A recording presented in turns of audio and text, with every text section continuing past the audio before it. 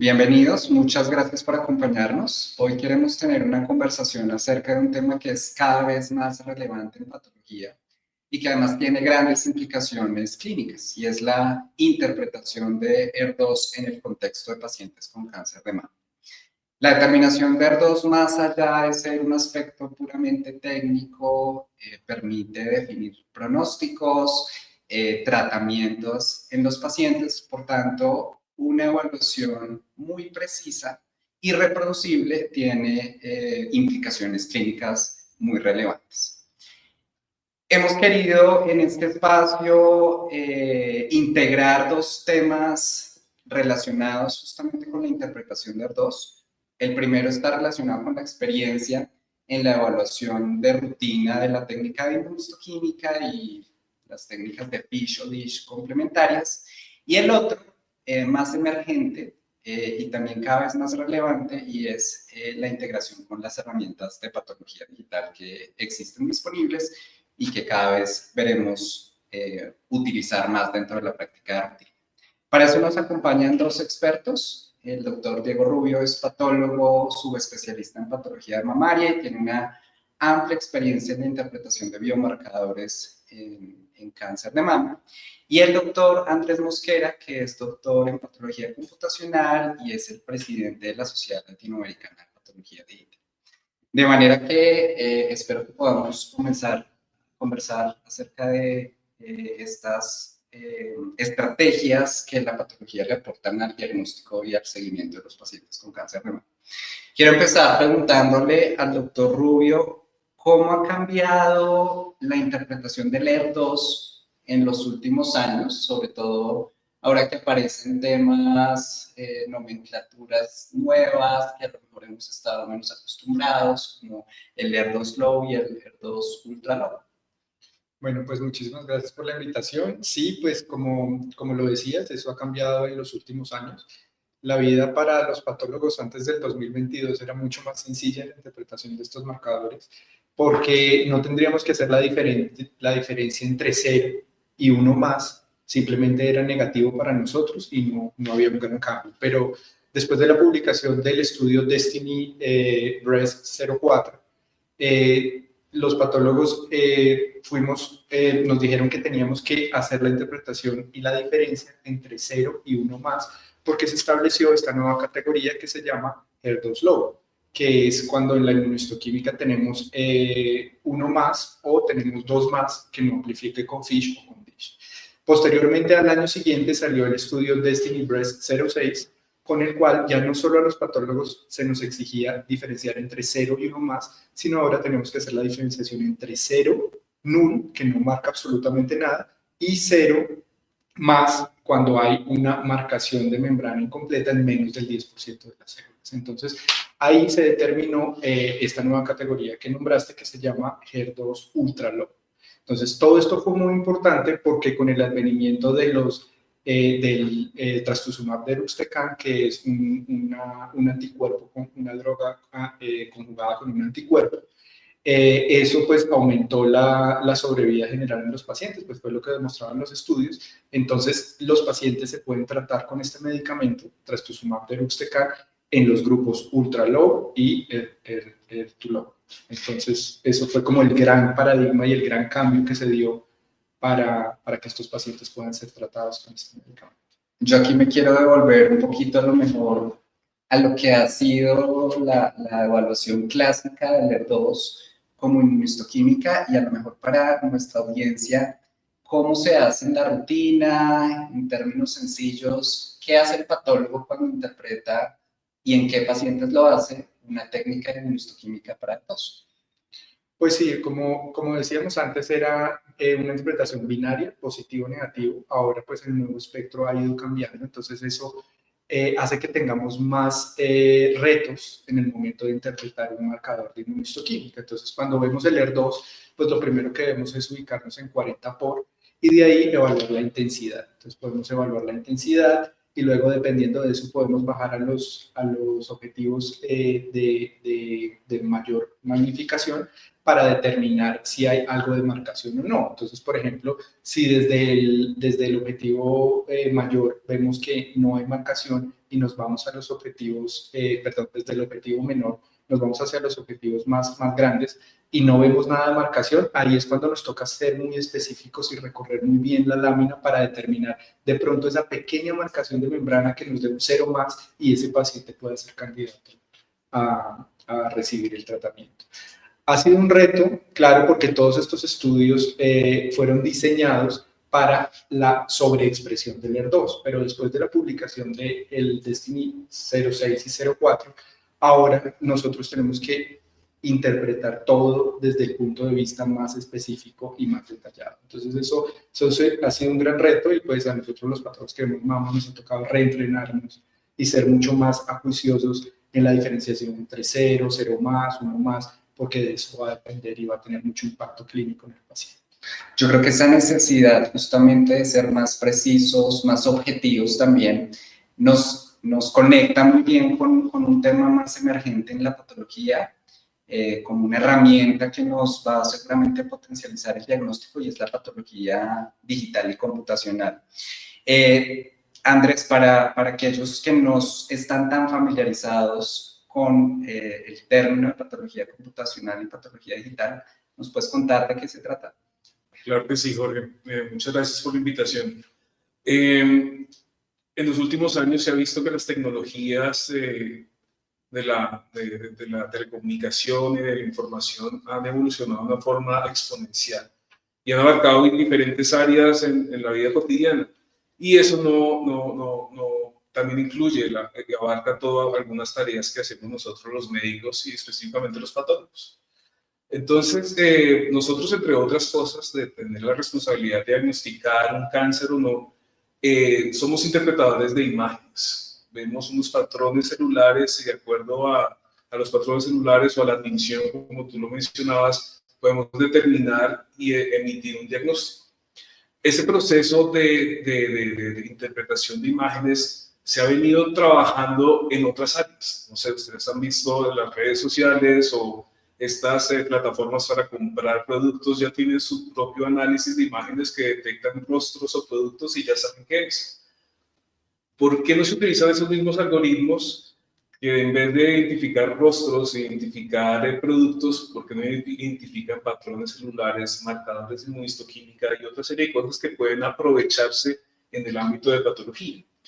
Entonces, la lámina que usualmente vemos en el microscopio ya ahora se ha transformado en una imagen digital a través de un escáner que digitaliza la imagen de tal resolución que no disminuye el diagnóstico primario en la imagen. Y en ese orden de ideas consigue todas las propiedades de una imagen digital y se pueden aplicar modelos de inteligencia artificial para eso. Entonces, la patología digital, de ahí sale una rama importantísima que es los algoritmos de inteligencia artificial en la patología digital, que es la patología computacional. Hablando de herramientas que ya hay disponibles, puntualmente en cáncer de mama, ¿qué hay al acceso de los patólogos? ¿Qué podemos utilizar, qué no?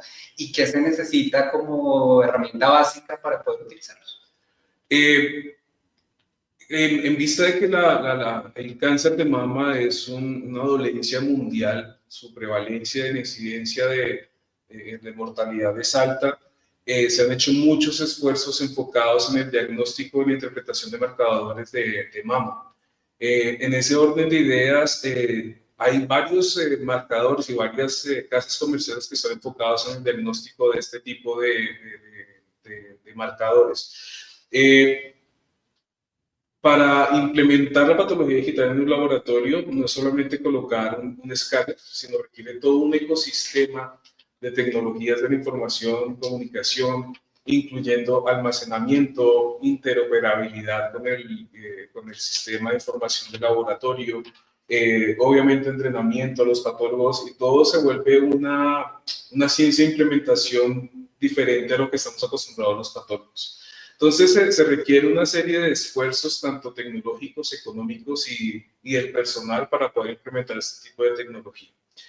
Volviendo al tema de los marcadores, existen ya marcadores unos están en vía de aprobación por la FDA, otros ya tienen aprobación por la IVD de la Comisión Europea y ya tienen la validación suficiente para que el patólogo se apoye en estos algoritmos de inteligencia artificial para que con ello puedan emitir de una forma más ágil e inclusive más precisa estos marcadores. Yo creo que antes de seguir profundizando en esta tecnología digital o incluso en la misma inmunohistoquímica, yo quiero que nos devolvemos un poquito a lo que debe pasar antes de que una imagen sea digitalizada o que le llegue al patólogo para interpretación y que asegure que una técnica está bien hecha, ¿no? Creo que en nuestro contexto es importante que nos aseguremos que todas las condiciones previas, que llamamos condiciones preanalíticas, se den. Entonces, Diego, desde el punto de vista de la conservación del tejido, ¿cuáles serían las recomendaciones que debe tener un centro para cuidar el material y asegurar que va a ser óptimo para la realización de todos los estudios que desde tu área hay que hacer? Sí, pues lo que tú comentas es acerca de las técnicas preanalíticas y en eso pues los patólogos no estamos solos, o sea, necesitamos la ayuda de nuestros colegas, como son los radiólogos que toman las biopsias o en otro caso los cirujanos generales que operan los pacientes. ¿Por qué? Porque hay algo muy importante en los tejidos y es lo que se denomina el tiempo de isquemia fría. Entonces eso debe ser menor a 1 hora, entonces cuando un cirujano opera una glándula mamaria debe ser introducida al formol, que es el fijador universal, que es formol morferado 10%, en menos de ese tiempo. Y las biopsias pues también deben ser fijadas inmediatamente. Eso también tiene tiempos. Las biopsias en general se deben fijar mínimo 6 horas. Para los especímenes varía un poco.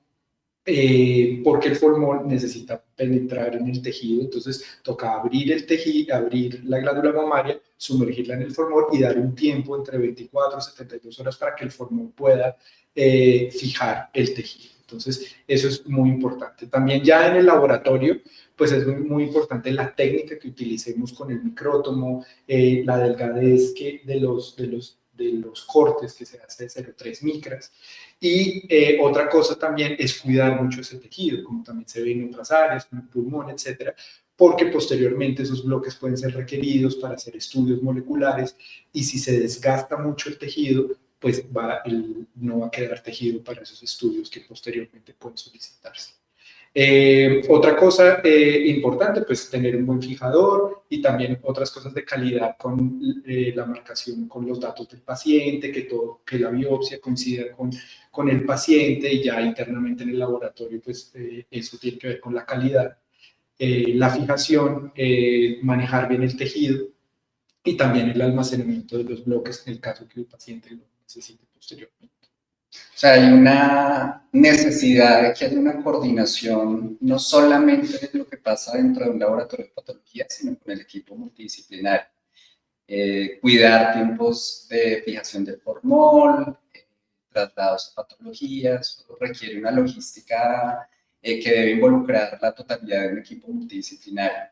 Exactamente, y perdón, te interrumpo, es como también, porque claro, eso tiene determinación, por ejemplo, la interpretación de los biomarcadores. Si una glándula mamaria no queda abierta y no se respetan estos tiempos, claro, empiezan a disminuir la expresión de los biomarcadores, como estrógenos, progesterona, la interpretación en el ER2 también. Entonces, eso es muy importante y también la calidad del tejido. Si yo veo un tejido que está bien fijado, pues puedo ver el detalle de la célula, la diferencia entre el núcleo, el citoplasma, la morfología. Contrario, si está mal fijado, en el cual las células están teniendo necrosis y no puedo analizar un patólogo adecuadamente el tejido. Desde el punto de vista, Andrés, de la calidad de las imágenes digitalizadas o eventualmente la utilización de algoritmos, ¿qué impactos tiene también la preanalítica? Porque ya el doctor Diego nos deja muy claro que puede falsear los resultados. Desde el punto de vista de la calidad de la imagen y la utilización de algoritmos, ¿cuál es tu punto de vista? Patología digital es patología en sí. O sea, la diferencia, en grosso modo, es en vez de ver una imagen en un microscopio, la lámina del microscopio, no ver la lámina en una imagen. Entonces, si la preanalítica está mal, necesariamente la imagen se va a ver desastrosa. Entonces, claro, el proceso preanalítico resulta ser indispensable para poder la adecuada interpretación de la imagen. Y enfocado en la parte de marcadores, generalmente estos modelos de inteligencia artificial han sido entrenados en tipos de marcadores específicos de acuerdo a diferentes anticuerpos.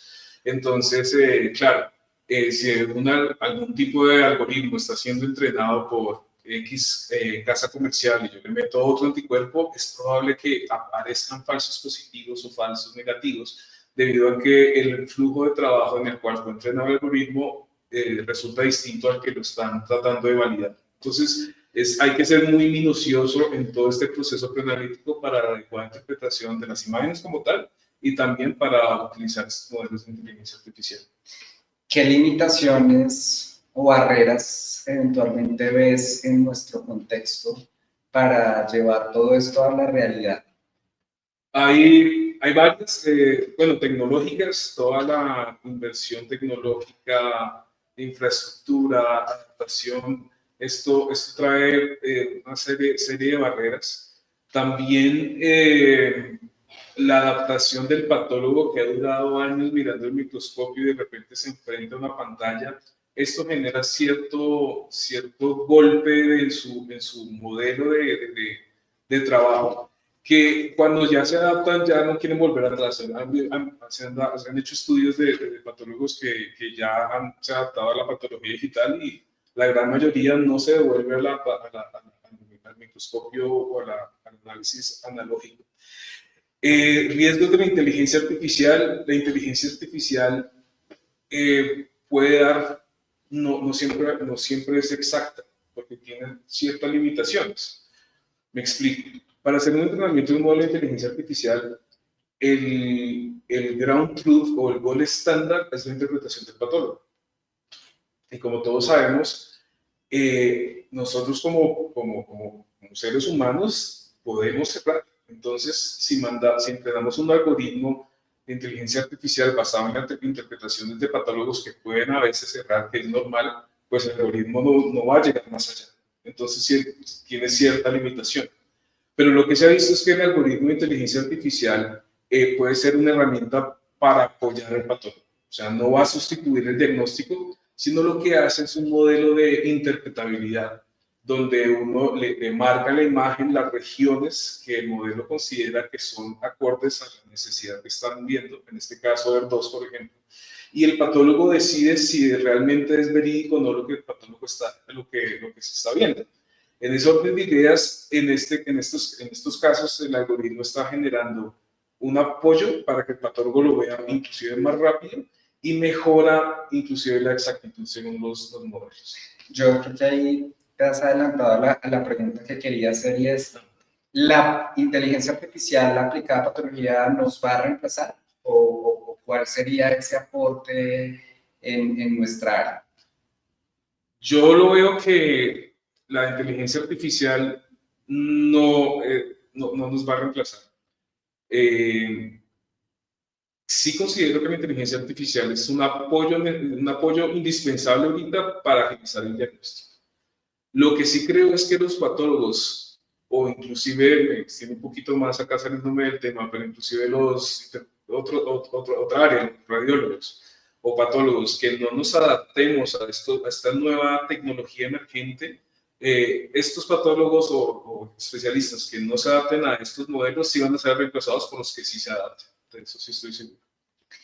Quiero preguntarles, a lo mejor ya para cerrar, ¿cómo visualizan ustedes el ejercicio de la patología dentro de los próximos 5 o 10 años, integrando lo que de rutina se hace para la evaluación de la inmunohistoquímica o de las técnicas adicionales? Y la implementación de la patología digital, que es una herramienta que seguramente ya está y se va a quedar y se va a potencializar. Diego, ¿tú cómo lo interpretas en los próximos 5 años? Pues en lo que se refiere al ER2, pues como lo hemos visto, ha habido un cambio muy importante desde que era binario, ahora a establecer todas estas nuevas como categorías. Entonces ya vimos que a la única categoría que no recibe este medicamento es la categoría 0, donde no hay una marcación absoluta. Pero a futuro podemos ver estudios que incluyan esa categoría 0 y si nos damos cuenta que también responden al medicamento o que aumentan pues, los niveles, la sobrevida global, etcétera, puede que finalmente ya no necesitemos incluso interpretar el ER2, porque todos van a prácticamente a recibir el tratamiento, porque ya todas las categorías van a estar cubiertas. Ahorita más o menos cubrimos el 85% de los cánceres de mama reciben este medicamento porque está dentro de esas categorías, HER2 low, HER low o positivo. El único que no está es. Entonces veo que la evolución puede llegar hasta que todos los pacientes deban recibir el medicamento y nosotros ya no tengamos que hacer como tanto esfuerzo en la interpretación. O simplemente. Y a lo mejor para abrir el espacio tengamos que interpretar otras pruebas, ¿no? Claro, porque esto va, sí, o sea, ER2 puede quedar ahí, pero pues obviamente va a haber muchos nuevos biomarcadores, muchas otras cosas por venir. Y la otra cosa que veo con la inteligencia artificial, y como lo hablábamos, es que no creo que nos reemplace, pero sí hay algo que nos va a ayudar mucho, es a cosas que a los patólogos nos consumen muchísimo tiempo. O sea, por ejemplo, en patología de mama, cuando tenemos un carcinoma ductal in situ de alto grado, ¿qué intentamos buscar? La parte microinvasiva. Entonces, y eso pues nos toca analizar 30 láminas, 60 láminas que nos requieren mucho tiempo y que muchas veces es tan pequeño que puede llegar hasta pasársenos.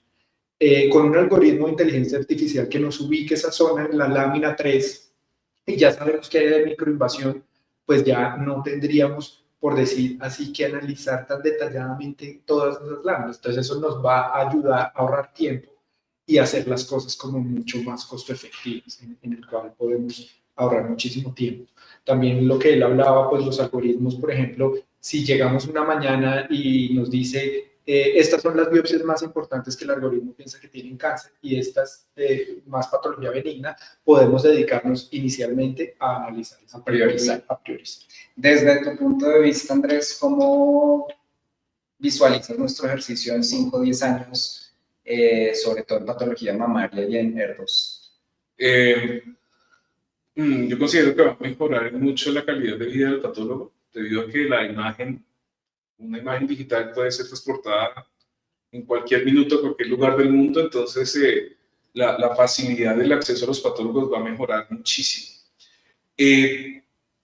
Yo considero que, como tú bien lo decías, Diego, puede haber una reestructuración de clasificaciones. No tanto, obviamente, la interpretación del patólogo va a ser supremamente esencial, pero va a estar sumado a los outcomes, a los resultados, a la evolución del paciente.